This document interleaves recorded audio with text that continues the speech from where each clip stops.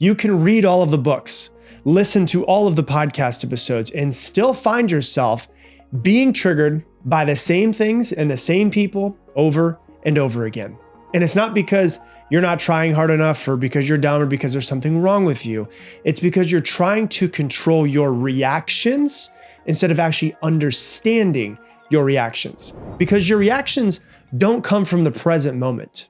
They come from the past that hasn't fully been processed or healed yet.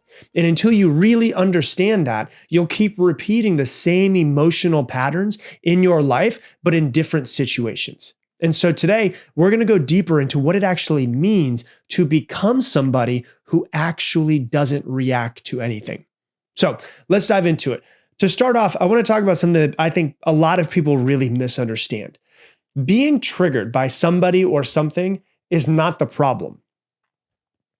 Think about that for a second. Being triggered is not the problem. Being triggered is the signal that you need to pay attention to. It's not something to be ashamed of. It's something to be curious about, to look at and start to question when you are triggered. Because if you just start to guilt yourself and shame yourself for being triggered, you learn nothing. But if you start to get curious around why you're getting triggered, now you really start to understand who you are and what's going on behind the scenes. Because every time you get triggered, you're being shown a part of yourself that is still sensitive, that is still reactive, that is still holding on to something, that is still not healed from the past. And most people's instinct whenever they're triggered is to look outward and ask themselves questions. Why would they say that to me? Why would they do that to me? What did I do to them to make them react that way? And they're looking outward.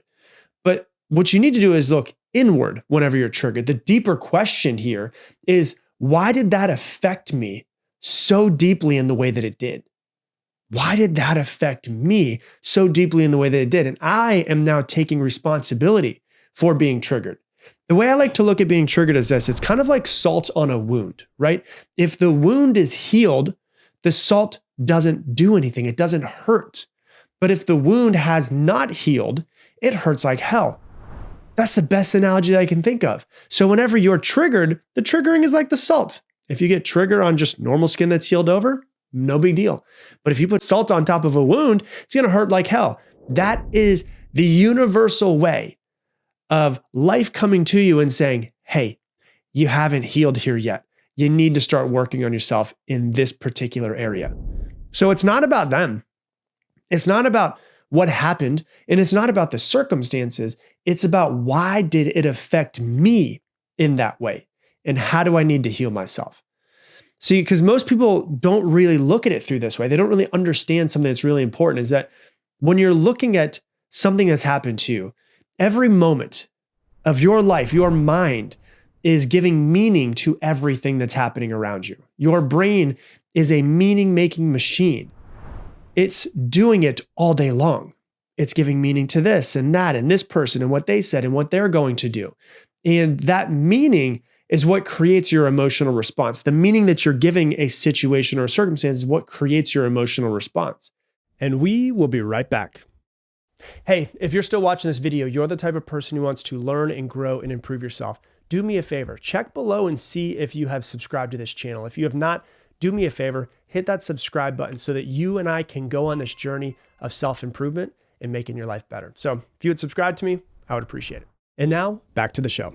And so when someone says something and you feel triggered, it's not their words that are actually triggering you. It's the meaning your mind is attaching to those words. And that meaning is shaped by your past. It's shaped by your experiences, your identity, who you think you are, your wounds.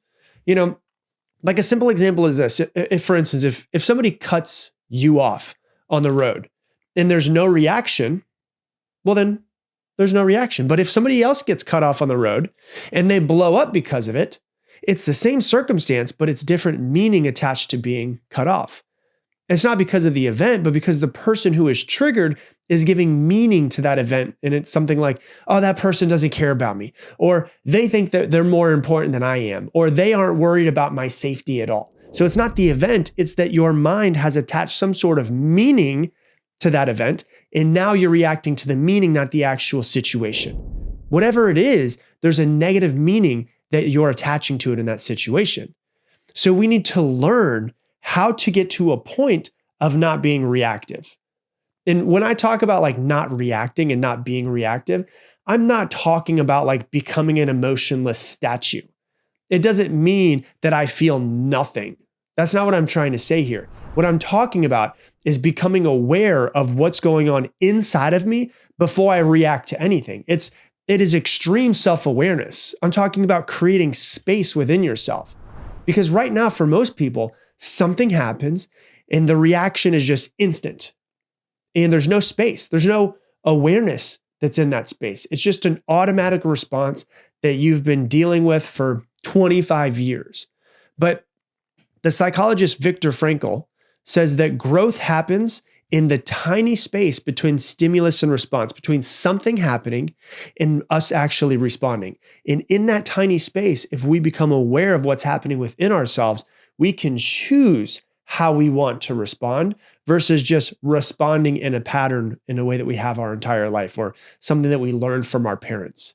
So between something happening to you and you actually responding, there's a moment where you can decide how you want to respond without being swept away by old emotions or old stories or old meanings.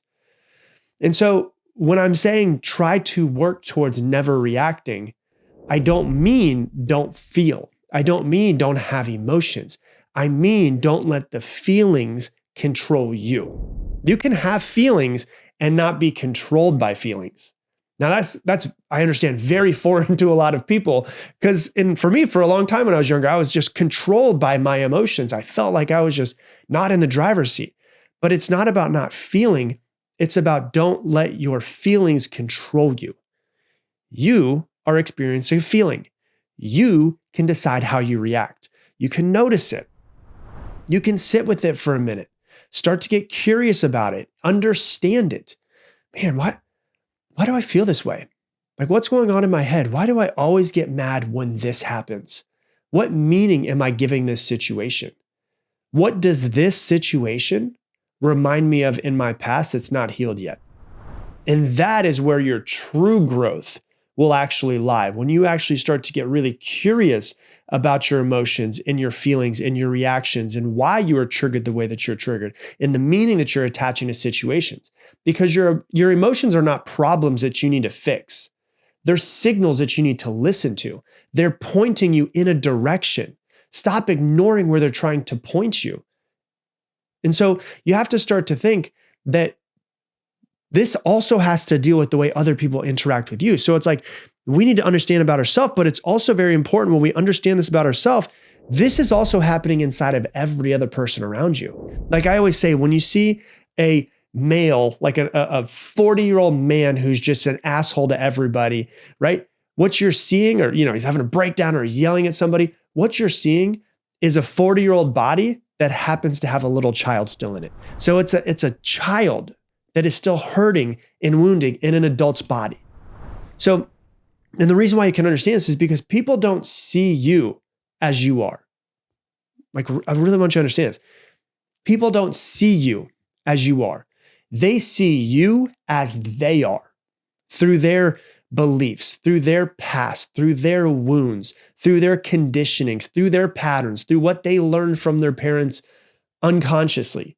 So no matter how clearly you explain yourself, people will still misunderstand you because people can only understand from the level of their perception.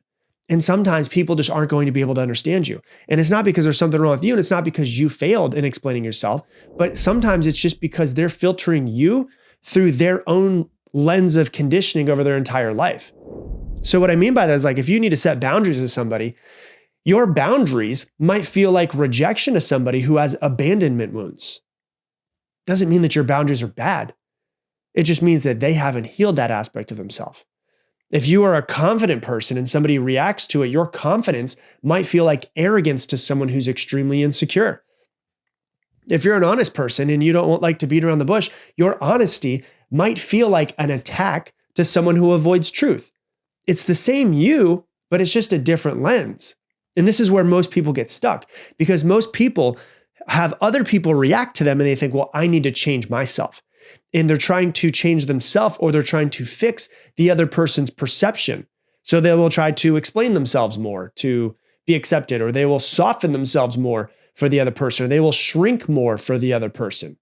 But understanding this is really important, because you understand that it's not just about how you communicate and who you are, it's also about how somebody is able to receive you. And it's really important to understand this, because as you start to work on yourself and you become more confident in yourself and you become more confident in who you're becoming, it might trigger other people. It doesn't mean there's something wrong with you. It can mean that there's something wrong with that person's perception based off of their past. They might not be able to perceive you at a different level. So some people can only meet you at the level that they're at themselves, right?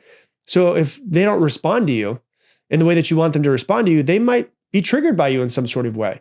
They might be protecting their own wounds, and you don't realize it. If you're not careful, you will accidentally change yourself in order to meet other people's expectations of you. You'll start to carry labels that were never yours in the first place. Like, oh, you know what? Maybe I am too much. Or, maybe I am selfish.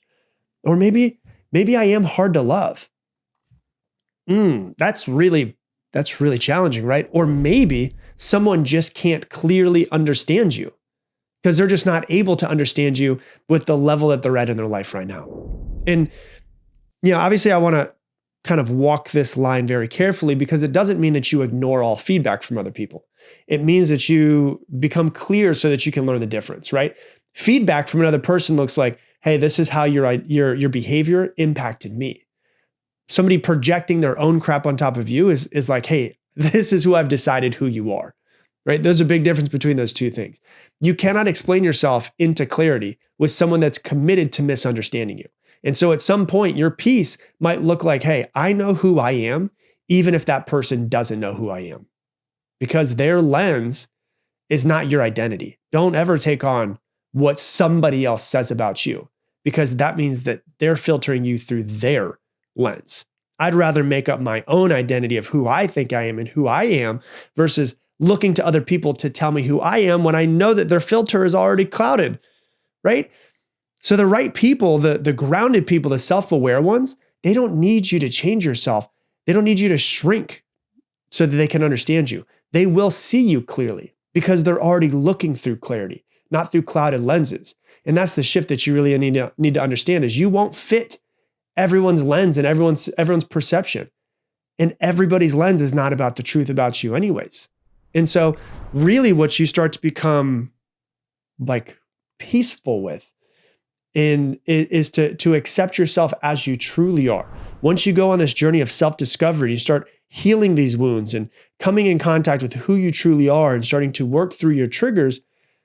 Peace comes when you start to really figure out who you are and you accept it, and you stop fighting against it, and you stop trying to control everything around you, and you're just okay with who you are. You don't need to be accepted by other people.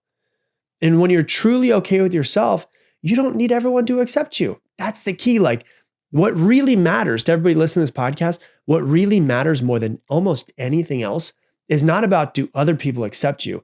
It's do you accept you?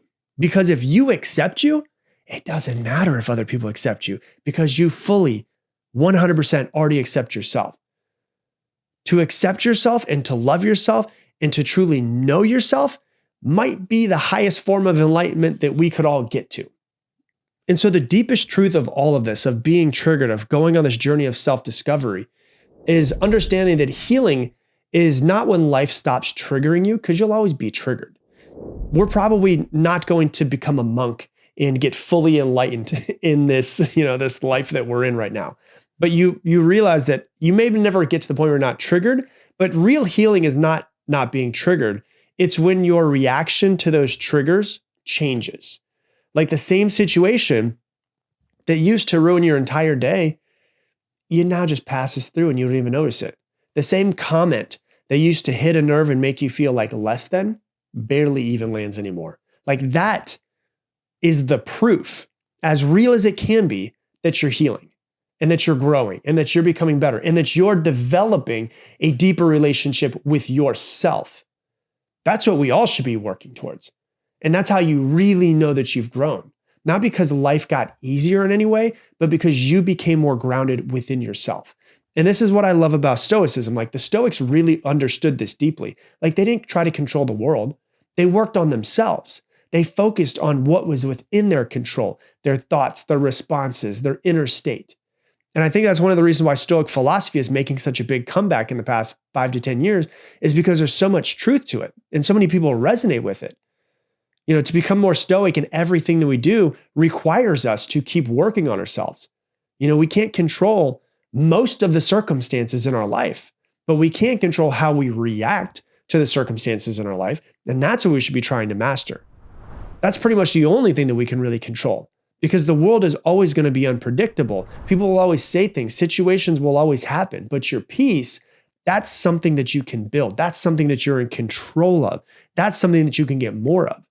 And when you get to a place of peace, your calm doesn't have to be something that you're forcing. It's just something that you are, something that other people feel by being around you. And so I want you to remember this. The goal is not to stop reacting completely. The goal is to heal the part of you that feels like you need to react. Hey, thanks so much for watching this video. Based off of what you've been watching on YouTube recently, YouTube thinks out of all of the videos I've ever created, this one is the one that's going to impact you the most. So click this one. And if you want to make sure to never miss another episode and another video, click this button right here, and I'll see you on the next one.